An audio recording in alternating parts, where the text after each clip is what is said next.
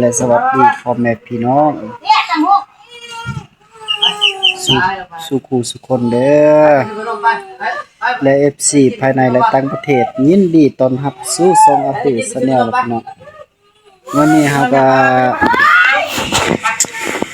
มากินข้าวกันเนาะกับอานาไปถามอีแม่เนาะอานาพอเฒ่าอานาเมียเก่าพอตู้อานาตู้ก่อนเนาะอาสิไปสัมภาษณ์เพิ่นเด้อเพิ่นยังอยู่เฮือนบ่สิไปเบิ่งเพิ่นก่อนเขาว่าอยู่เฮือนสิสัมภาษณ์เพิ่นเนาะพี่น้องเนาะไปติดตามเลยได้ยินเสียงเขาว่าอยู่ในห้างแม่เด้ได้ยินเสียงมื้อนั้นโอ้เพิ่นลบโทรศัพท์เด้เนาะเบิ่งพี่คือเป็นพระอยู่วัดไม่ใช่เหรอใช่หรือเปล่าโอ้ลบโทรศัพท์กับผู้บ่าวโอ้เดียวพระอยู่วัดละบาทนะใช่ญาติเราเป็นพระ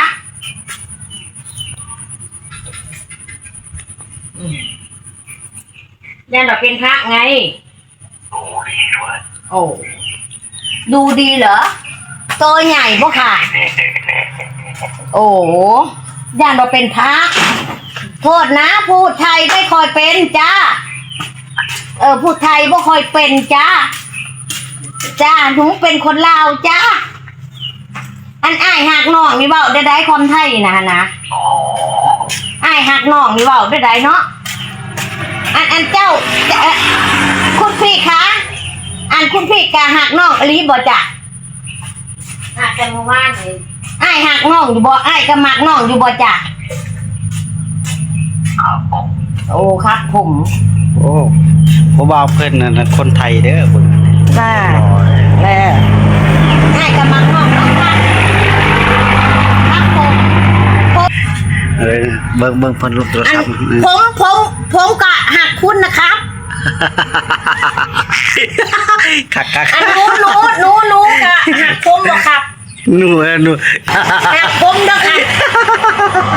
หนูก็หักผมครับหนูนะไม่ใช่หนูครับผมน้องกะเว้าไทยบ่เป็นเด้อครับเว้าจะเป็นลาวๆครับ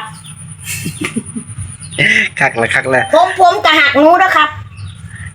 หักหนูอยู่บ่ครับโชคดีนะครับเด้อครับโชคดีครับบ๊ายบายป้ามมีสายที่สองตลอด24ชั่วโมงเด้อนี่ก็ว่าแล้วคนงามเนาะธรรมดาคนจะมาหาเงินซื้อได้สุขภาพแม่ฮัลโหลระวังหาเงินสิเติมบัตรบ่มีตื่นเช้ามา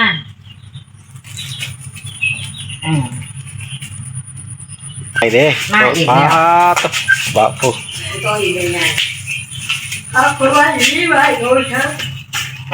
พลังสบายดี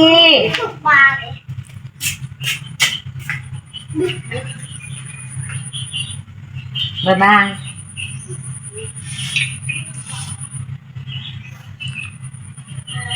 ดีไปพอได้เห็นหน้าเก่าเลยพอได้โทรมานี่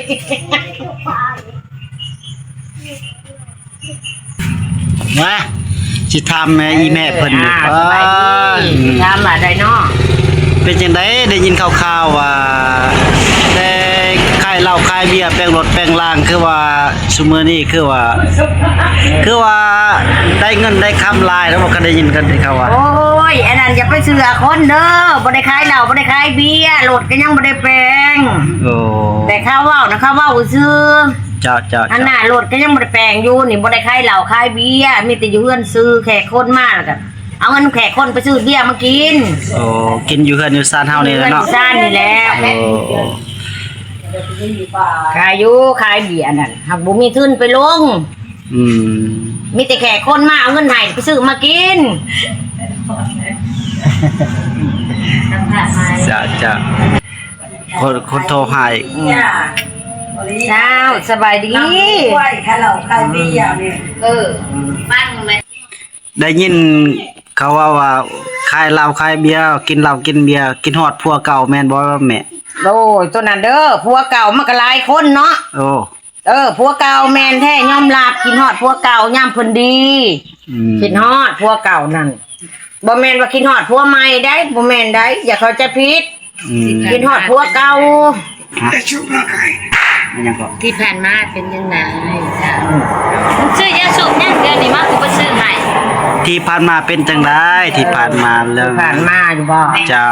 แต่ผ่านมาก็เอาไปกับมันบ่เป็นใจให้แล้วก็ปะห่างกันไปมันแบบนี้ละเฮาอยู่นำกันบ่ได้แล้วไปมันเนาะ ซื้อยาสูบยัง เมื่อคนสิบ่เข้าใจกันแหละนะอยู่นำกันกับอยู่บ่ได้แหละอยู่ไปก็จนราคากันตาย แม่นผัวเมียเข้าใจกันบ่ได้ไปมันเลิกมัน แม่นแล้ว เนี่ยทางกัน นั่งมาลูก เก่ามันบ่ อันนี้ก็พ่อค้าเนาะพ่อค้าขายงัวเพิ่นน่ะเดี๋ยวสิพาดพ่อค้าขายงัวเพิ่นคนนี้ หาที่หัวคือได้ยินข่าวว่าเอาลูกเอาเมียของหันน่ะเป็นได้ครอบครัวโอ้ยบ่เป็นได้แสดงเป็นได้คือได้ยินข่าวว่าลูกเอาเมียคือว่าได้ลูกได้เต้าแล้วบางหัน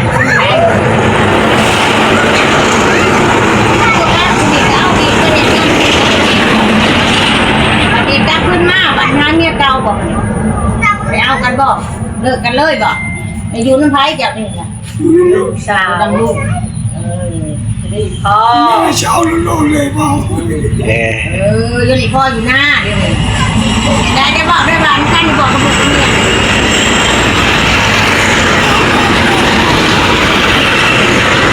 พ่อนี่นั่งอยู่แล้วว่า แม่น แม่น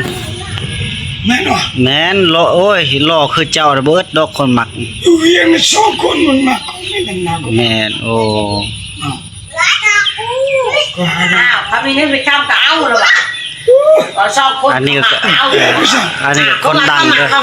มาคาเก้าหรือเป มา ล่า สัมผัสคนดังหมดทั้งซองนี่ มันชอยใจเขาเนาะ จังเมียเลยทั้งหมดน่ะ เจ็ดที 7เมียป้า7เมียผัวแล้ว เฮา ผัว น่ะฮะก็ได้เศร้าหา เจ้าหาผัว ฮะก็ได้เศร้าหาผัวก็บ่ขี้โม้ได้ ป้าตัวเห็นบ่เจ้าล่อก็ยังบ่สู้เรายังบ่สู้เรางามกว่าเราเจ้าหาผัวเจ้าได้แต่7ผัวเบิ่งหั่นดิ บ่แม่นบ่แต่งบ่แป้งได้แต่งแป้งหมดผู้คนน้องมาคล้องหมดผู้คน ว้าวเห็น เอาแม่คิด เป็นยังเฮาจังนี้ปะหนึ่งมาด่าแม่เฮานี้สองมาด่ามาสิแม่เฮาไปเงินเฮาบ่ส่งคืนแม่เฮาตายเฮาบ่ให้ว่าออกมาแล้วเงินค่าดองเฮาบ่ส่งคืนม่องมาขอผู้คน สาวไปผู้ เจ้าหาผู้เจ้าหาหากระปะเจ้าหาทั้งผัวใหม่หากระปะ ยอม จะทางตู้กรเพิ่นเด้หากับป้า อย่าเอ่ยชื่อเด้ ยังบ่ บ่ให้เอ่ยชื่อเขาได้เอาแล้วเอานี่หากระปะนี่ เขาสาวคนเมียวเคยไปหรอ โอ้ตะโอยบ่เคยตะโอย อาจจะเรียงอันแกงคูน โอ้จักบ่เคยไปแต่ว่าเมืองตัวเมืองเฮาเคยไปอ แส ยู่ ดงแล้วล่ะ โอ้แสดงน่ะระเบ้ามื้อนี้บ่อันบ่แม่ แต่ก็ไปทางนี้ก็ป่านนี้นี่ จักน้องบ่โอ้ กินไม่ค่อยชื่อ เบียร์บ่ นี่นั่นแหละคือมาเลย เอาไป มาเงินมาจก นั่นแหละ มาเลย เพิ่น แบ เลี้ยง บนี้ เพิ่นเลี้ยงเบียร์เด้เพิ่น นั่นดิ มาลินนำแม่เพิ่นนี่มาเฉพาะมาถ่ายคลิปนำแม่ มา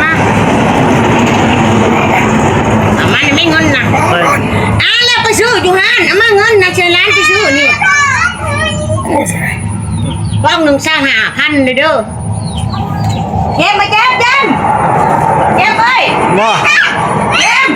งัวน่ะไปซื้อไปเฮ็ดหยังซื้อไปขายต่อบ่ อ๋อสมือเลี้ยง โอ้ วันนี้ วันที่ยัง 30 ปลาย ปาตว สมือเลี้ยงเลยนะ มือเลี้ยงดี หน้าเอากว้างนี่ อยู่เวียงมันบ่ นี่มาคำหลวง โอ้ เคยไปว่ามาคำหลวง บ่ยังบ่เคยไปเทื่อนะหากก็อยู่แถวนี้แหละ ใช่จัง หาลูกก็อยู่นี่แหละอยู่บ้านสะพักแก้วนี่